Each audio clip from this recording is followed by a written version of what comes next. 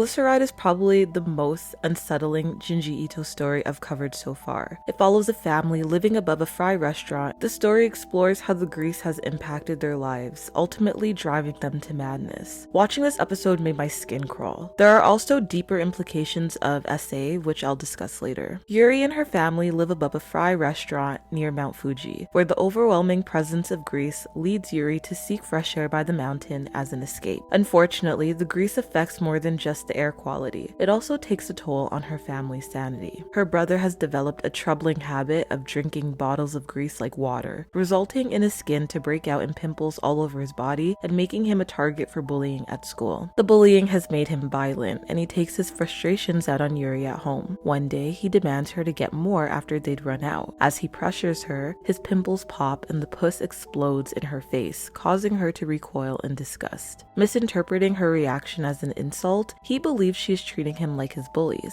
so he attacks her, holding her down as he pops the pus from all his pimples into her face as punishment. He grows more violent and aggressive, threatening to take her life when their father shows up and hits him over the head with a frying pan, killing him instantly. Things only get more wild from here because instead of calling for help, the father decides to dismember his son's body and serve it to customers. And because he's filled with so much grease, his meat is juicy and the customers just can't get enough. And when the dad runs out of his son's meat, guess who he turns to?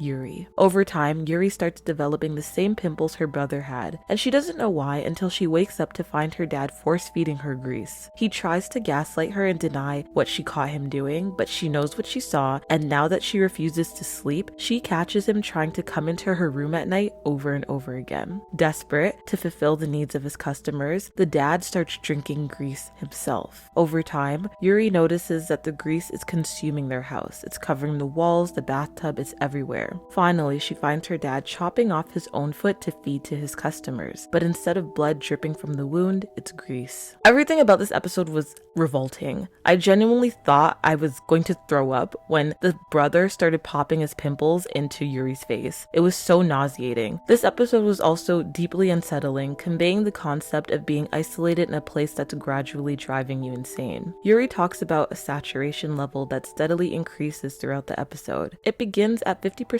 saturation, representing not only the oxygen levels and the grease overwhelming the air, but also the deteriorating sanity of her and her family. I can't help but think about The Shining, where Jack develops cabin fever after being isolated in the Overlook Hotel. In this case, Yuri and her family are trapped in a suffocating grease that infiltrates every aspect of their lives, transforming her reality into her own personal hell. Eventually, she finds herself ensnared in this disgusting, abusive environment with no way out. At one point, she dreams that Mount Fuji, which is the only escape from her torment, is covered in grease, symbolizing how this grease has invaded every corner of her life, leaving her without an escape. The story also contains implications of sexual assault. The imagery of her brother holding her down while squeezing his pimples into her face is disturbing. The scene where she wakes up to her father force-feeding her grease suggests that her brother's violence and aggression stems from somewhere, likely from similar abuse inflicted by their father before he killed him. There's the unsettling idea of her dad sneaking into her room at night and trying to gaslight her when she confronts him about it. His decision to sell his own child's flesh to customers instead of seeking help highlights how desensitized he is and the lack of care he has toward his own children. Then at the end, when he cuts off his foot and grease oozes from the wound instead of blood, it makes me question whether the father is also a victim of abuse. The grease representing the trauma and assault he experienced in his own childhood has become so ingrained in him that he knows nothing else. Everyone in this family is a victim of their own life experiences, and the grease illustrates the profound damage that the cycle of abuse has inflicted on them.